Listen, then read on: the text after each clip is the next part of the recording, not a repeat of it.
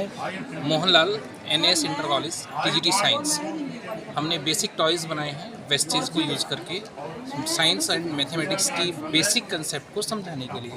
How to create the interest in the mind. जो बच्चे हैं उनको किस टाइप से उसके अंदर इंटरेस्ट क्रिएट किया जाए बेसिक साइंस और मैथ के फार्मूलों की हेल्प से।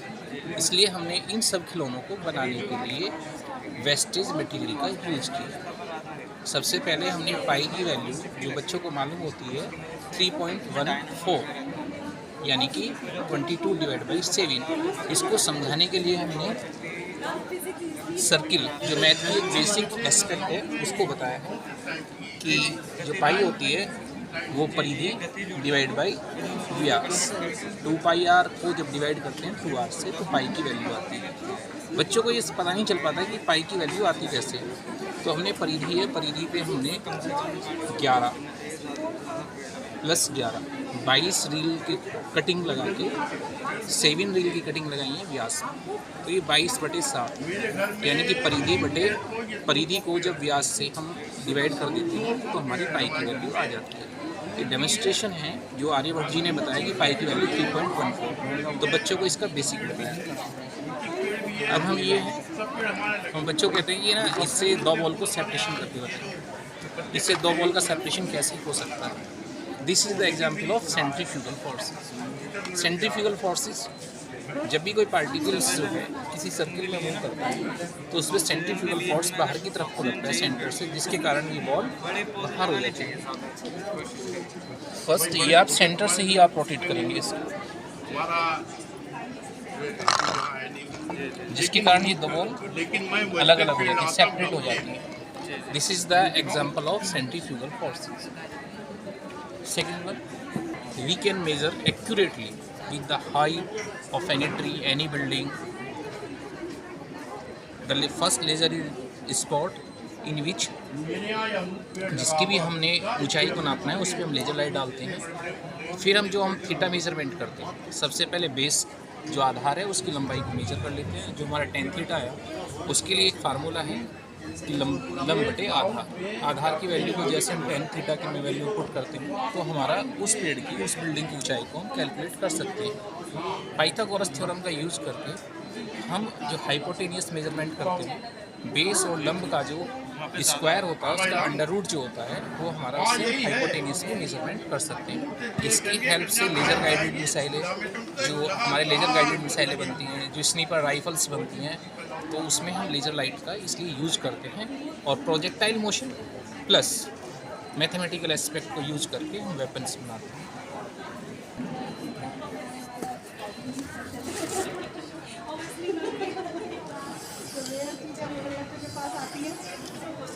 फर्स्ट ऑफ ऑल यदि हमें रोटेशन समझाना है, रोटेशन जो कोई भी पार्टिकल्स अपनी एक्सिस के अकॉर्डिंग जो रोटेशन करता है तो वो आपका टॉर्क के कारण होता है। Perpendicular distance into force.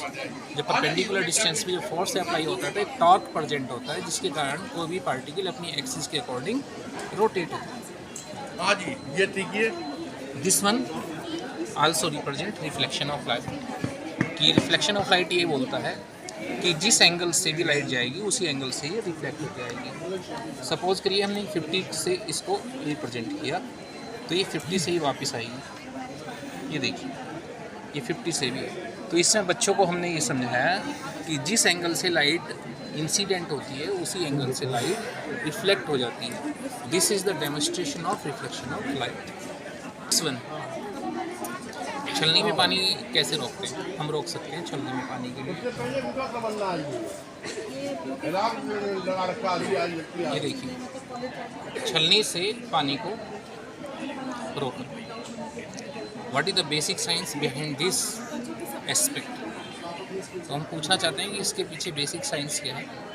तो बेसिक साइंस क्या है, जब हमने इसमें एक वैक्यूम क्रिएट किया तो सरफेस टेंशन के कारण 2 लेयर्स बने, जिसमें ग्रेविटेशनल फोर्स और जो हमारा जो mg फोर्स है जो इसका वाटर का वो बैलेंस होता है, जिसके कारण ये हमारा पानी छन्नी से आउट नहीं हो रहा है।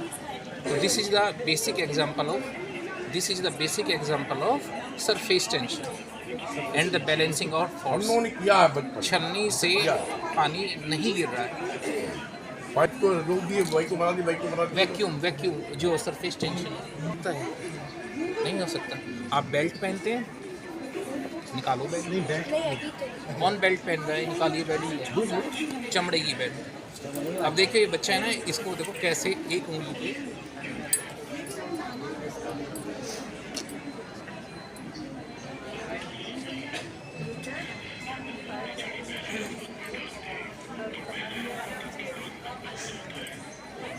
हाथ खोलिए, घुराइए मत, बिल्कुल भी टाइट रखिए उंगली को।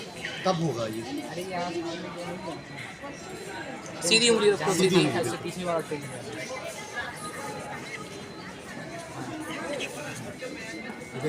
ये देखो, ये belt. What is the basic science behind this aspect? एक उंगली पे आपने बैलेंस किया है।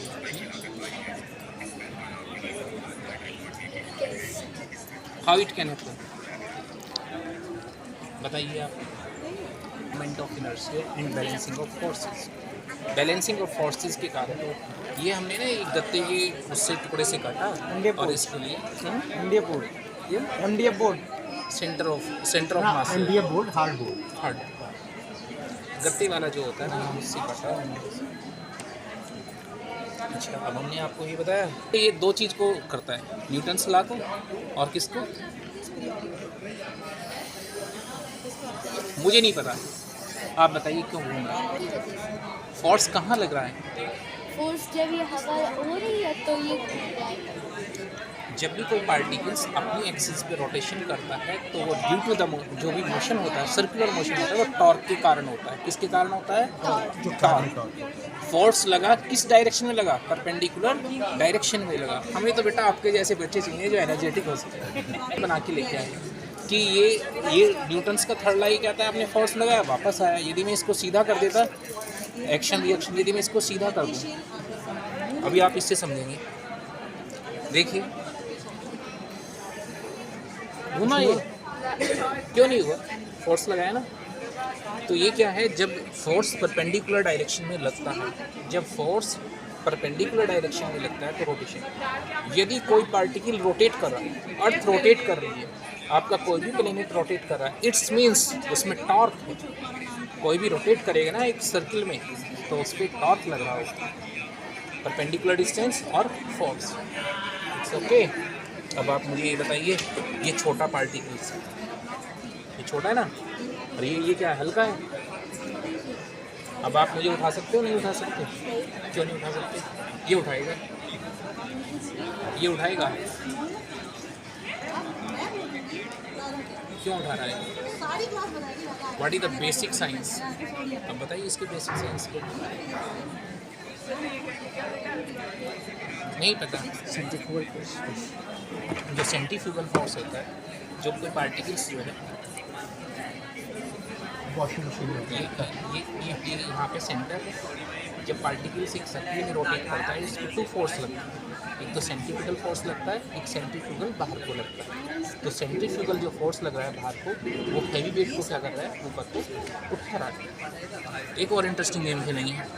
लो पकड़िए इस बॉल को, आप है ना सेपरेट करिए, अलग अलग। चीटिंग मत करिए, आप बताइए नहीं उस बच्चे के माइंड को डेवलप करना। मैं टीचर हूँ, मेरे को डेवलप करना है, मेरे को उसको प्रैक्टिकल करना चाहिए। उस क्या होता है